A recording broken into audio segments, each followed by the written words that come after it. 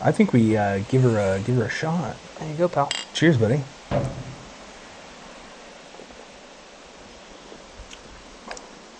I can tell you what, danky was a good description.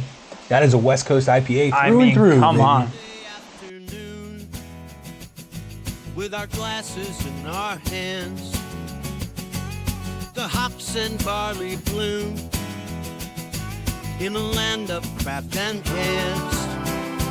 Every sip a story shared, review and taste we dare with our Sunday sips.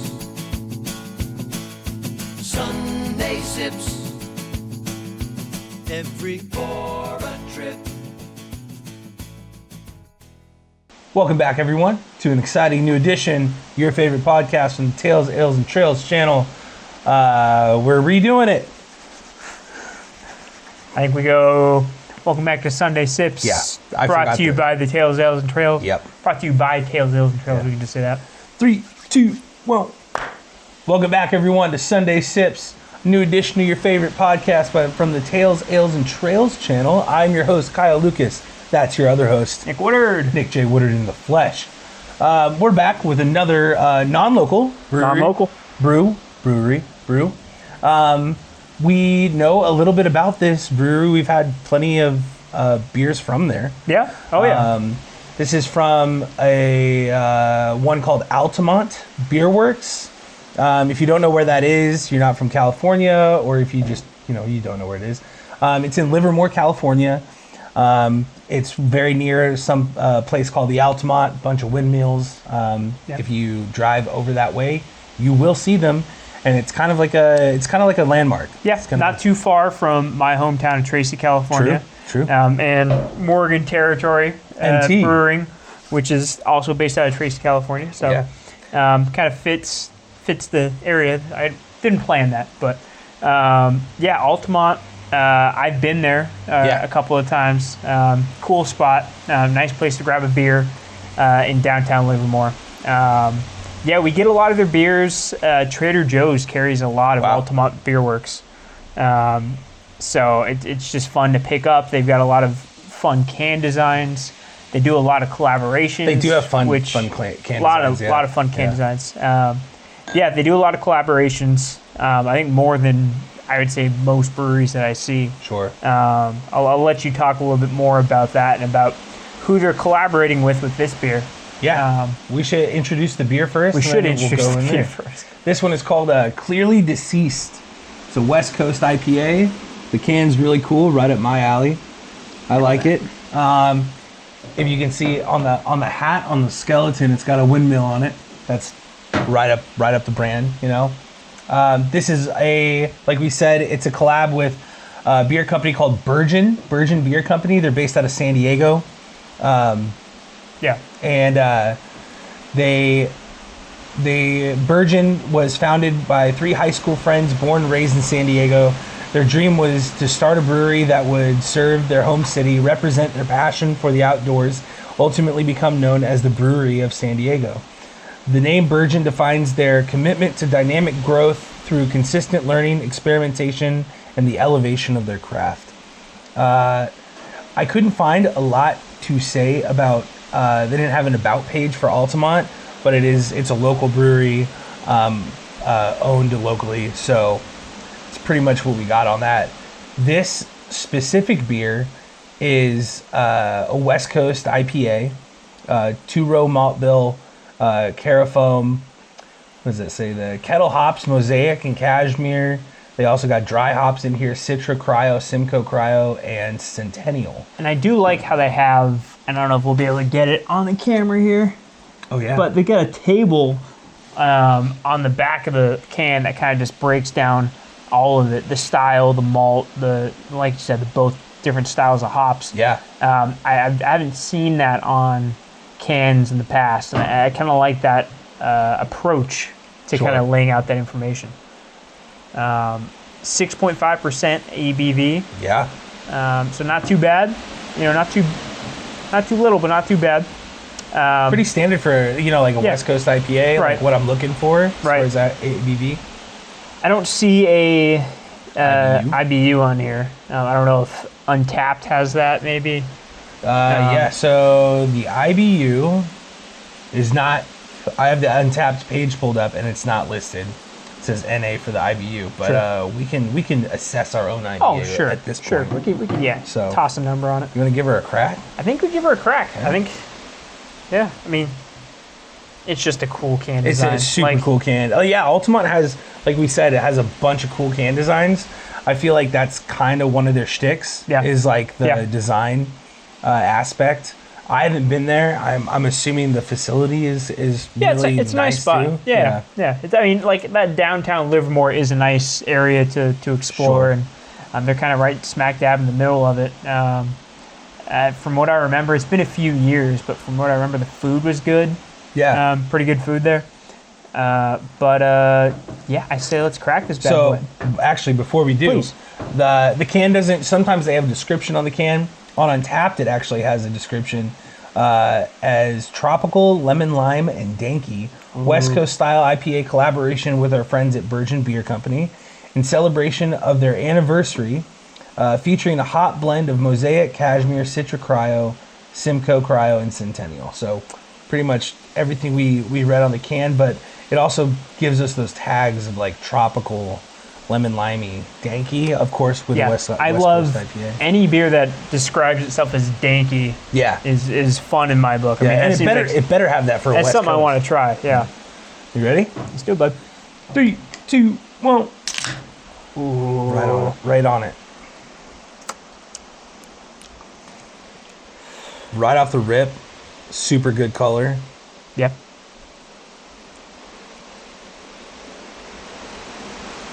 I got a floater in mine. Right there, classic West Coast IPA looking Yeah. pour. Yeah. Very golden. Not a bad head. Never bad head. It does smell danky, but it also gives me that tropical note smelling. That conversation of head in craft beer and what's too much head and what's not. Sure. It's always so interesting because you get a lot of people that will say, I mean, there's two schools of thought. Yeah. And I kind of subscribe. I used to subscribe to the first one, which was, you want a little bit of head, but definitely not too much. Yeah. Because then it's just going to ruin the beer, or ruin at least the pour of the beer. But after hearing a guy on TikTok named Doug Velke kind of really explain why it's better to have more head, and we may have talked about this in a previous episode. We're on episode 37 at this point, so it's hard to keep track of everything we've broken down. But the idea is if you have more head when you pour, it's going to be less foam going into your stomach. Yeah. Which I subscribe to that totally, especially if you're going to be sitting down to have a few beers. It's a big conversation in the bar world, not just the beer world. Especially owning your own place and serving beers or alcohol. It's a balance. You want, what I've heard at least, you want the right amount of head because you want the most carbonation lifted from the drink, with also keeping the beverage carbonated. Because the foam that you don't see, if you pour just no head on a beer, the more carbonation's going to settle in your stomach, the more full, the more bloated a customer gets. More head equals less bloatedness in the customer equals more beer sales. Right. But also you don't want the beer flat. So there is like a science of getting that exactly right. And a bunch of beer geeks will tell you, we love the beer geeks, will tell you that there is correct ways to pour different things and also different glassware and stuff like that when you get real into the thick of it. But Yeah. I think we give her a shot. There you go, pal. Cheers, buddy.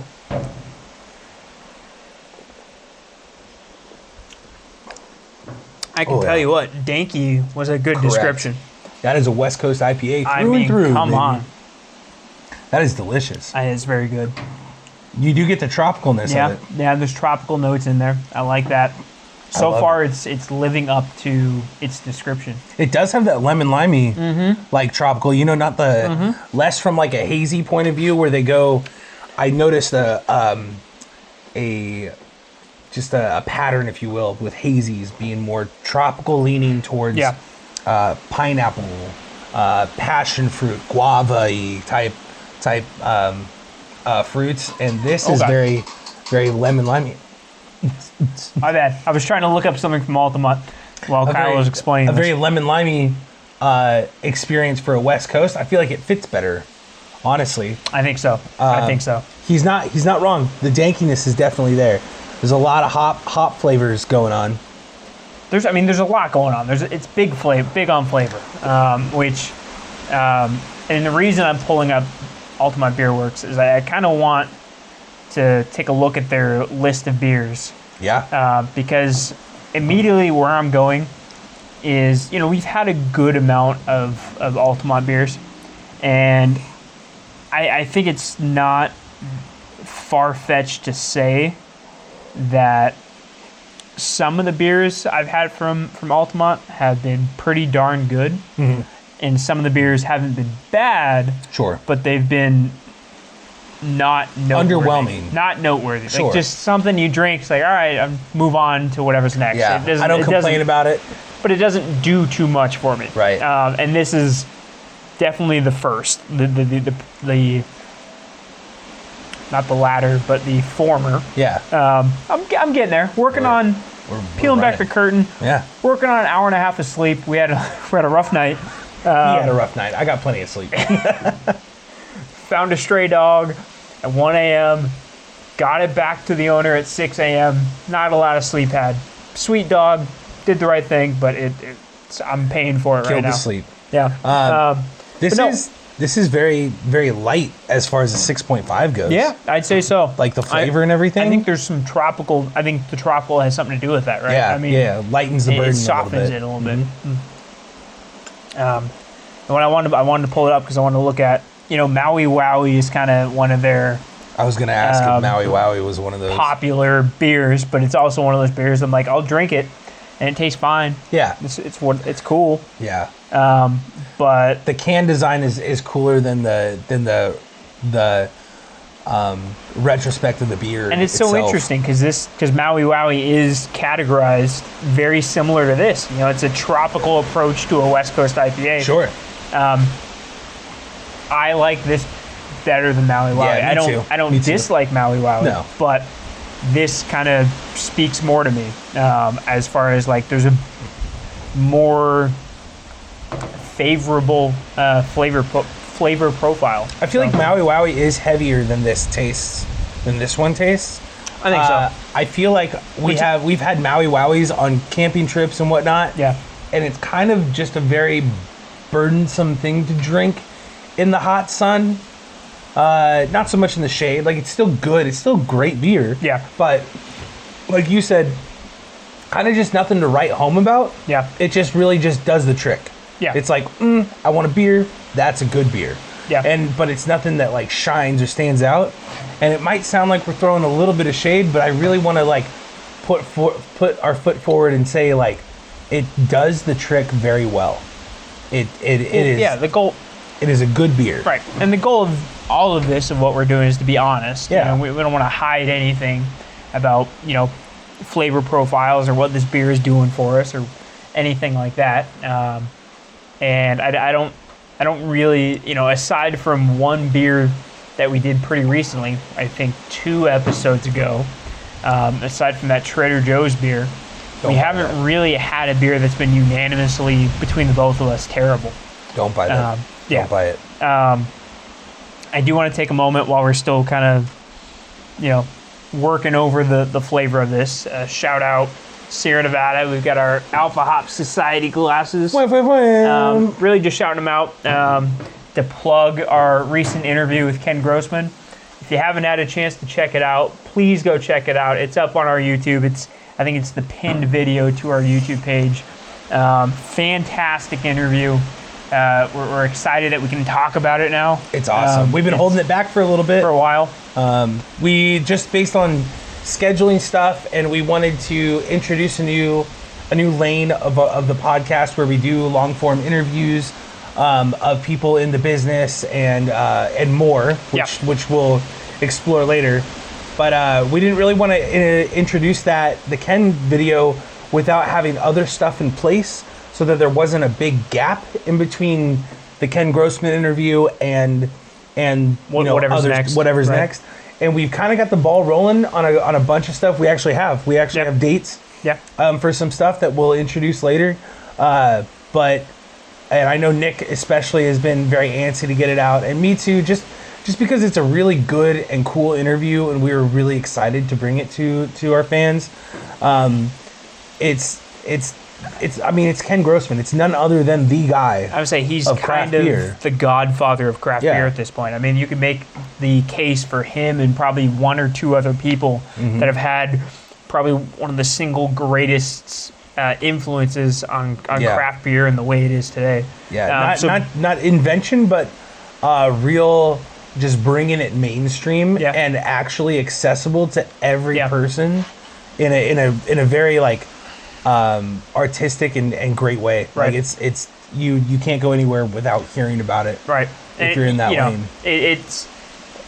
We'll leave the interview to speak for itself, but the one other thing I'll say is, the feedback on it has been fantastic. Yeah. I mean, people have thank really, you guys. Yeah, thanks for watching. People have really resonated with that, and we've got a lot of really good feedback. I posted it on a couple of different subreddits. It did pretty good numbers on Instagram and TikTok. Yeah. A lot of people saying I even got some comments on YouTube on the long form version of it, which far exceeded pretty much anything we've done so far. People saying man, you don't get to hear Ken talk in a long form discussion like this that much. Yeah.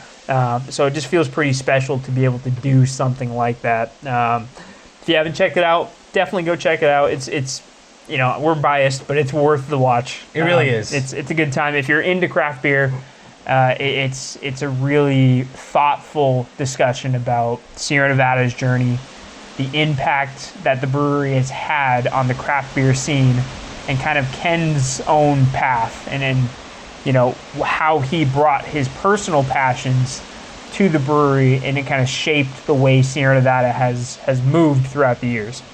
So I'll leave that plug at that. I think we sprinkle in a little bit of tidbits, a little fun discussions in there, little entertainment venues for the podcast, and it's not interviews. For me, they're dangerous in getting dry, and this is not one of those. No, it keeps it lively. It's awesome. Yeah. We talk a little mountain biking with them, just a little bit, which is fun, which was cool. I'm glad we got to mix that in there. So, anyway, you'll probably be hearing a lot more from us. Probably hear us talking about that for some time. It's true. So excited about it. But we do have some great stuff planned in the works. There's going to be a lot more content like that. We're going to try and put it out methodically. We're going to try and put it out on a timeline that makes sense for us to make sure we can do it consistently for you guys. And that might start out as monthly and then pick up from there. We'll keep you posted on kind of the process and how we move through things. But we're excited to start dipping our toes into that element of what we're hoping to bring with this podcast. So yeah, definitely. Yeah. All right. What are your thoughts on this beer? Oh, get back to Clearly Deceased. Getting back to Clearly Deceased. I also think it's like a cool name. Yeah, Clearly Deceased. I don't know where, I don't feel like Altamont does that very, very well. Yeah. Maui Wowie's a cool name. Yeah. Clearly Deceased. Awesome. So I think it's a darn good beer. I think it's a good West Coast IPA. I enjoy West Coast IPAs. I'd say pretty regularly. Yeah, you're a hazy guy, but once you throw a little West Coast flair on an IPA, I'm in. A little spin on that. I don't think it's the best West Coast IPA I've ever tasted. No. But it's up there. And I keep thinking about that flavor profile and everything it's doing. It says exactly what it is doing, exactly what it said it was going to do. It's got that tropicalness to it. It's danky. I think danky's the perfect word for this beer. And it's just a really solid beverage overall. So, again, you can't have a West Coast IPA without a little dank. We gotta have a little dank. A little dank in there. It's West Coast, dude. Speaking of dank, do you remember when we stopped in Tahoe City for that? A little story time. Please. Just a quick 2 minutes. Yeah. So recently, me and my brother here, we went to Tahoe, specifically Tahoe City. Right. And we went on a little vacay with the friend group, all our favorite people. We were doing some shopping the last full day we went, walked around the city, and some other people. I was kind of done shopping. Right. And we went. I got the name for it if you're ready for it. Okay, so we went to a brewery, Yeah. or no, it was a gastropub. Gastropub, right next to it. It was the Tahoe Tap House. That's right. Tap House. Tap House. Yeah, Haus. Yeah. So stopped in there, said, hey, we've never been here before. What do you got for us? What do you We like? just wanted to stop off while people were in shops. We're like, hey, Nick and I, we're going to just grab one beer, and we'll meet you guys when you round the building, basically, kind of thing. Nick you got a hazy. Got a hazy. And then I saw something, which it was a West Coast IPA. Yeah. And we were kind of looking at the signs and stuff, and I go, I think Nick's going to go the hazy route because he's more of a hazy guy. And I was like, what I do. And the bartender asked me, she goes, what about you? And I was like, well, I'm kind of a West Coast IPA guy. And I go, I will take the toker. And it just said the toker, and it had like a burnt, like a burning joint on it. And she stopped, and she looks at me and she goes, do you like the smell of weed? And I go, I partake.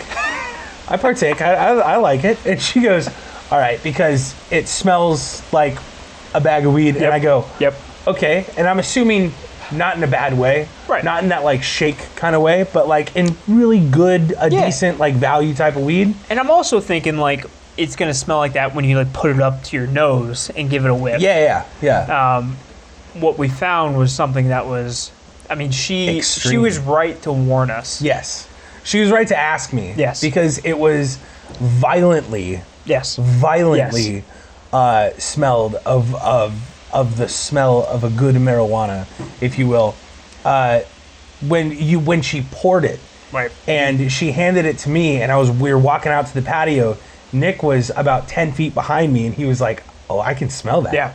I can smell it. She's like, yeah. So I got out to the patio, and I just put my nose in it, and I'm like, wow. It smells I'm not kidding you guys, exactly like a bag of weed. Yeah.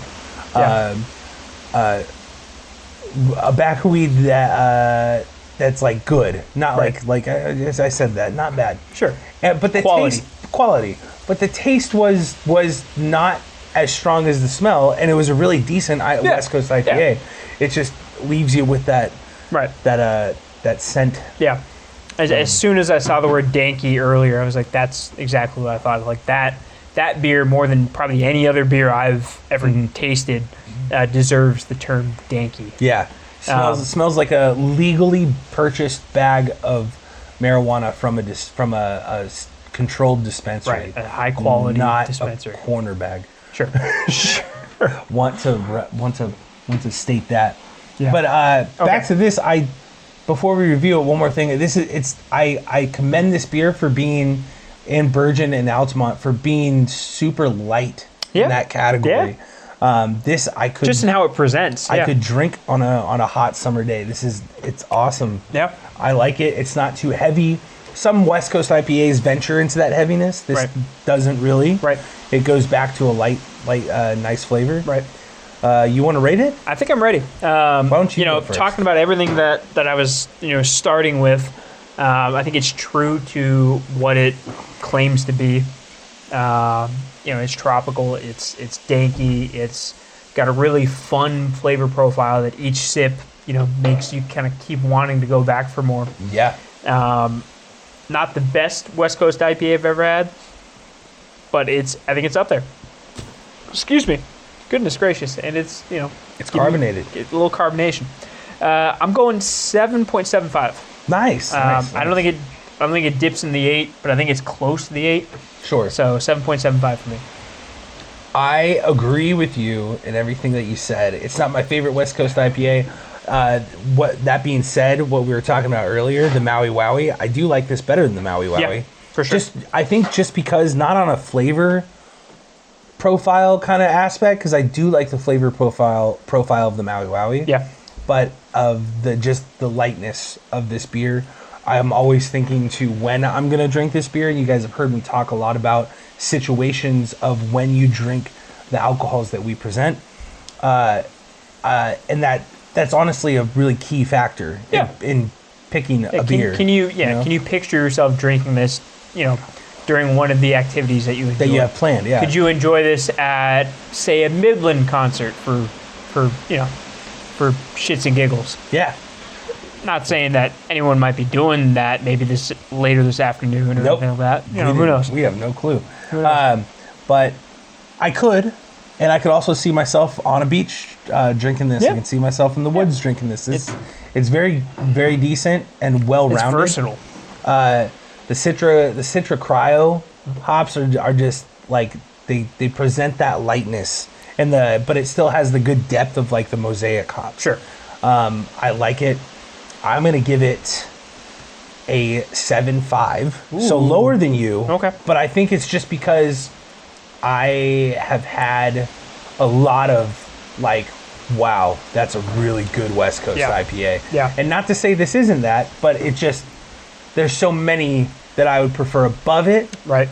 But if you hand me this, I'm also going to be excited. Yeah. I'm also going to be like, wow, I haven't had a clearly deceased in a while. Right. Right. Add this to the roster because it's good. Yeah. very I'd good. put it in the lineup for sure. Yeah. All right. I think we've broken this thing down. So Damn right. Cheers, buddy. Cheers. Not a bad chug either. I've had some IPAs that were tough chugs. That was not a bad Pretty chug. chuggable. Yeah, Pretty good chug. chuggable. And we always rate based on chuggability. Gosh darn. Because if you want to have 4 of these, by all means, have 4 of these. You might get a little burpy, but you're drinking beer. So Yeah. I mean, I think that's about it. That's all we got. Anyway, hit that bell, like, subscribe, go check out the Ken Grossman interview with your boys. Yep. We'll be there. We'll be in the video. Right there. Yeah.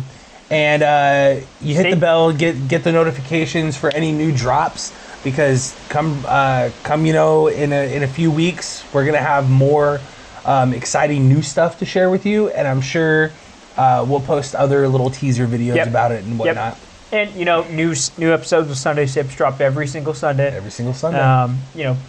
We're staying true to that. We love doing the beer reviews. Oh, we'll stay right here. And that's not going anywhere. Yeah. But we're excited to kind of start incorporating some new stuff. Maybe in a couple of weeks you might be seeing us doing a beer review on location. True. Very true. And that might be a fun element. I love sitting in the backyard hanging out. Foreshadowing. Getting to show maybe a different side of breweries that people might want to visit would be a cool aspect to the podcast. So absolutely. Stay tuned. A lot of exciting stuff in store. Don't forget, you crack one for us, we'll crack one for you. Cheers. Later. Yes, sir. We're having fun on a Mosaic dreams take flight of IPAs, and we adore. Raise a toast to what's new here in the world of craft beer with Sunday Sips. Sunday Sips. Every pour a trip with our Sunday Sips.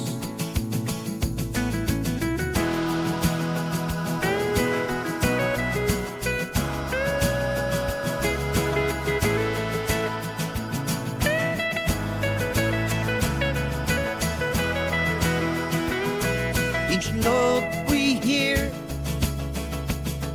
as we sip and cheer.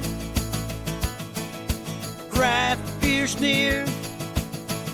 Sunday's treasures clear with our Sunday Sips.